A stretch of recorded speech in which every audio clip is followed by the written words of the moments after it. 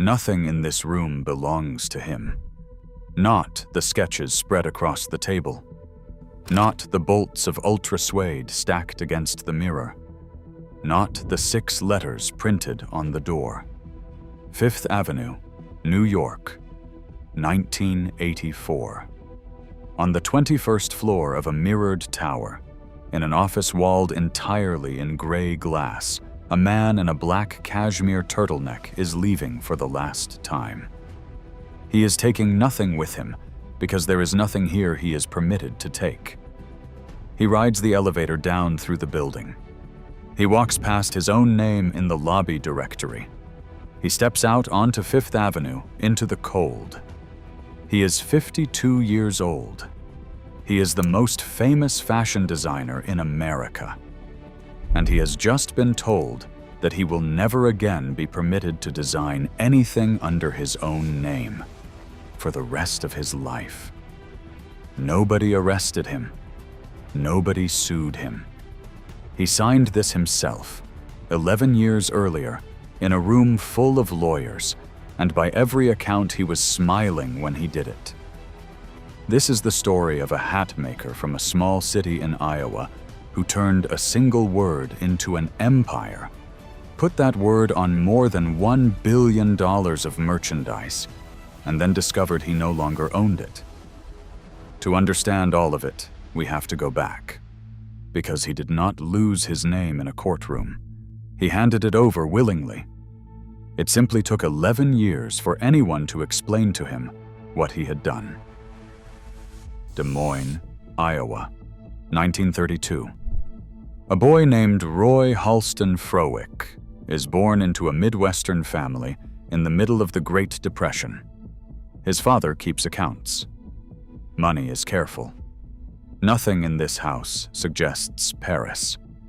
But the boy takes his mother's sewing scissors and he makes hats. For his mother. For his grandmother. Feathers and ribbon on a kitchen table in a town where almost nobody has ever met a fashion designer.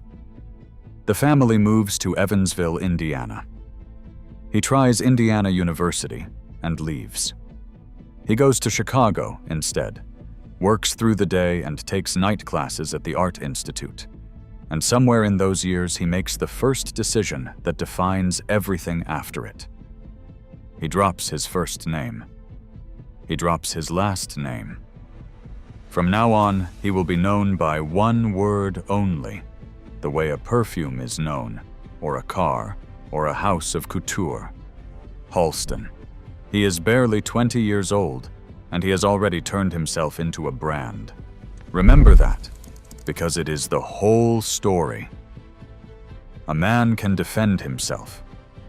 A brand is property, and property can be sold to someone who has never met you. He opens a small hat business inside a salon in one of Chicago's grand hotels, and the wealthy women of the city begin to notice. His hats are simple. Where other milliners pile on decoration, he strips it away. He believes the woman should be visible, not the hat. And what he is doing in those workrooms is not decoration. A hat in the 1950s is built, not sewn. Felt is steamed over a wooden block until it surrenders its shape, then trimmed and wired by hand. Half an inch too far forward, and the hat wears the woman. He learns to read a face across a room, and he learns it young. In 1957, he moves to New York and takes a job with the celebrated milliner Lily Daché. Within a year, he is hired by Bergdorf Goodman, the most prestigious department store in America, at the corner of 5th Avenue and 58th Street. He is 26 years old, and he is running their millinery salon. He has arrived, and he is about to be handed the single luckiest morning any designer has ever been given. Before that morning, take 1 second to hit like and subscribe. And if you would rather listen than watch, Every House of Ruin story is on Spotify as a podcast, so you can take this one with you. Now, that morning made him famous across the entire world in a single photograph. It also started a clock that runs for 29 years and ends with him standing on a pavement with nothing. January 20th, 1961. Washington, District of Columbia. It is bitterly cold, and snow lies across the city. A young woman steps out of a car in a pale wool coat to watch her husband be sworn in as President of the United States. On her head is a simple beige pillbox hat, tilted back with no decoration whatsoever. The woman is Jacqueline Kennedy. The hat is Halston's. By the following morning, it is on front pages across the world, and every woman in America wants one. He has not sold a hat to a customer. He has sold an idea to an entire country in one photograph on one freezing morning. And then, within a few short years, the hat business begins to die. American women stop covering their heads. The industry that made him is collapsing underneath him. So he does the only thing he has ever done. He starts over. In 1966, he begins designing clothes. In 1968, backed by private investors, he opens his own salon on East 68th Street in Manhattan and puts his one word above the door. What he makes there changes. American fashion. Long jersey halter gowns cut on the bias, cashmere twin sets, caftans, wrap dresses in fluid fabrics with almost no zippers and almost no buttons, made to be pulled on in a single motion. Then, in 1972, he takes a synthetic fabric that nobody in luxury will touch, a washable material called ultra suede, and cuts a plain shirt dress out of it. It becomes one of the best-selling single garments in American fashion history. A dress you could put in a washing machine, sold at a luxury price to the richest women in the country. And here is what most people miss about Halston. The simplicity was the expensive part. A dress with no zipper and no buttons has nothing holding it in place. It only works if the cloth is cut across the grain, on the bias, so the fabric itself does the work of a seam. That kind of cutting wastes an enormous amount of material, and it cannot be rushed. In his Manhattan salon, women were fitted in person, sometimes over weeks, for gowns that cost the price of a small car. What looked like a plain piece of jersey was one of the hardest garments in America to make. Hold on to that, because in 11 years he will sell almost exactly the opposite of it, and it will end him. He dresses Jacqueline Kennedy Onassis, Elizabeth Taylor, Lauren Bacall, Bianca Jagger, Liza Minnelli. His models, the Halstonettes, follow him everywhere. In 1975, he launches a fragrance in a teardrop bottle designed by Elsa Peretti, and it becomes one of the great commercial perfumes of the decade. In November 1973, 5 American designers are sent to the Palace of Versailles to show against 5 French couture houses. The Americans are expected to be humiliated. Instead, they are cheered, and Halston walks out of a French palace as the most celebrated designer his country has ever produced.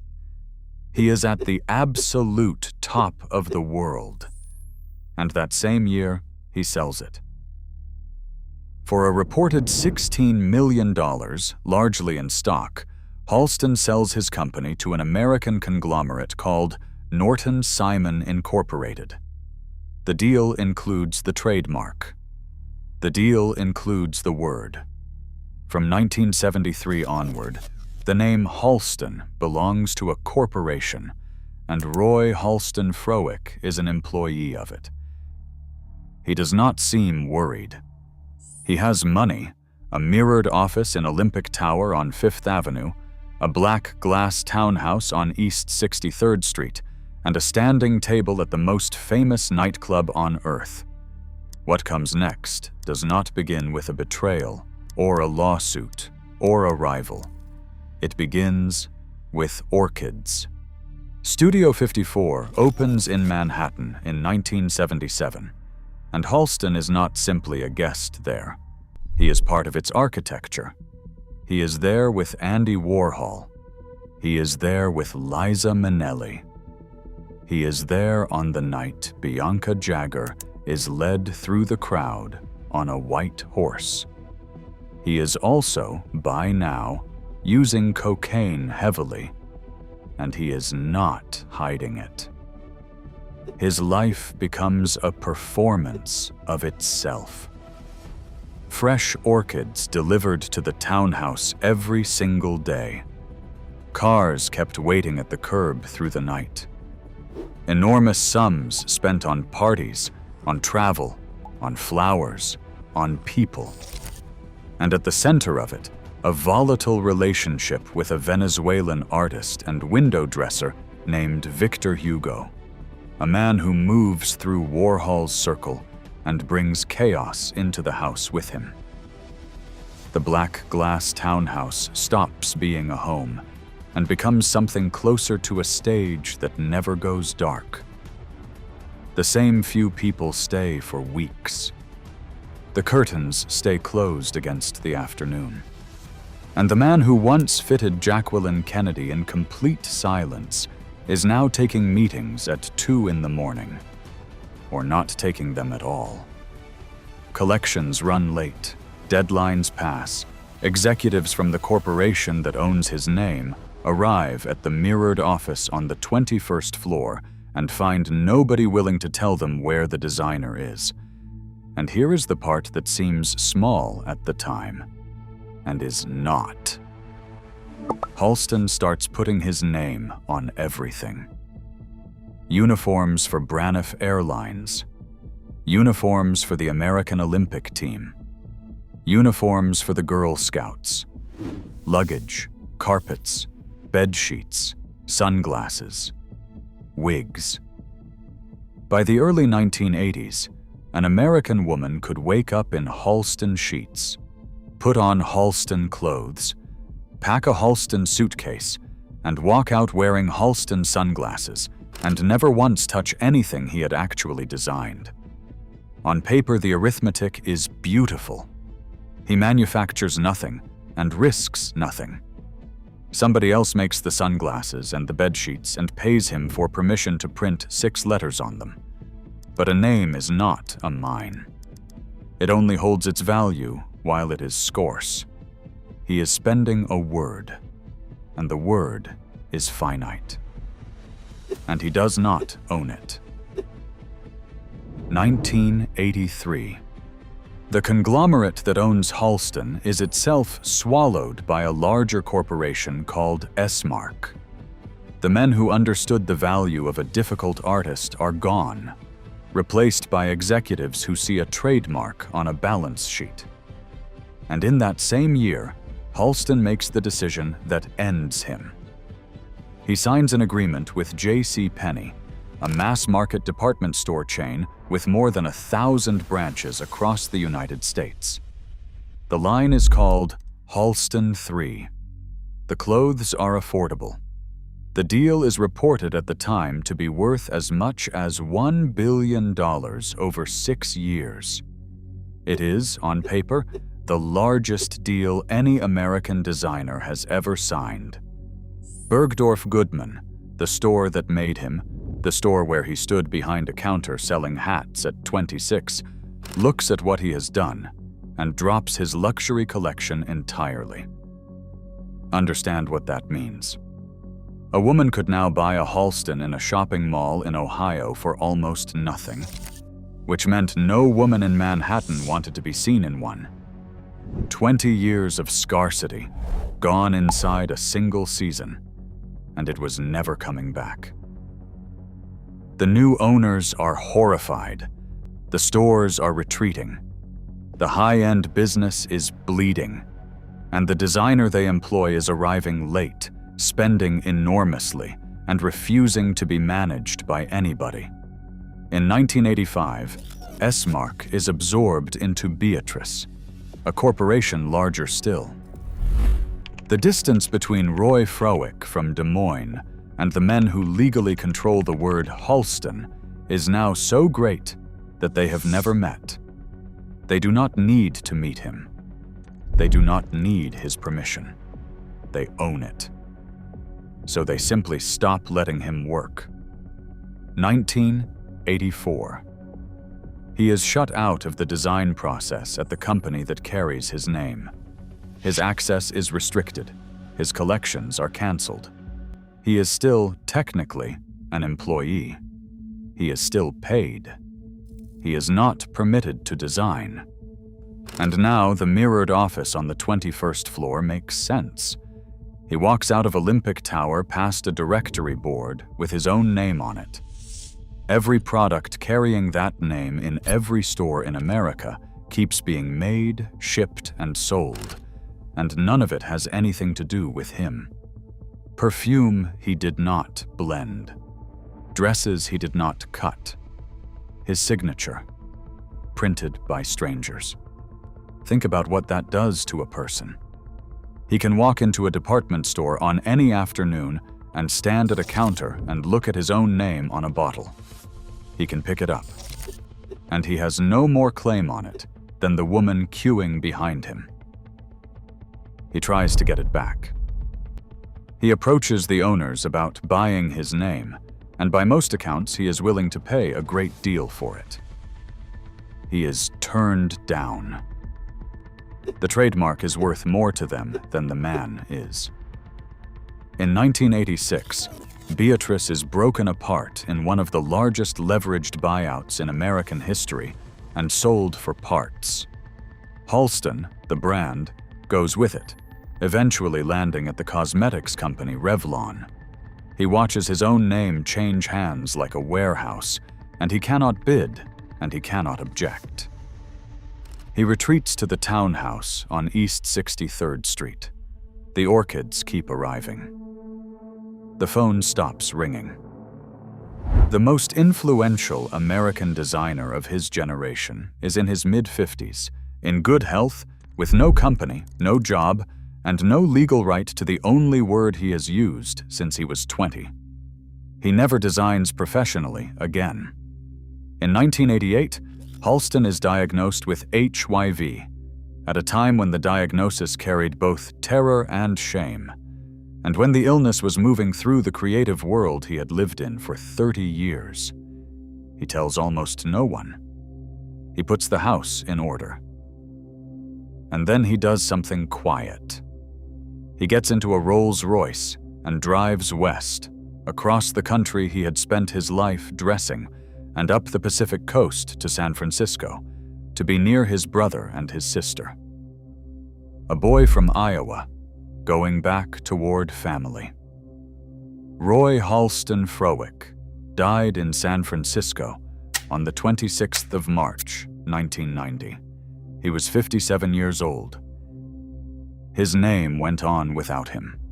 Sold, resold, licensed, and relaunched, passing through owner after owner across the following decades, attached to collaborations, to celebrity ventures, to discount lines.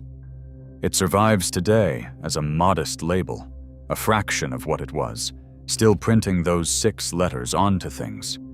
And that is the real ruin here. The empire did not collapse. It is still standing. It still makes money. What was destroyed was the man, and the one thing he never believed was possible.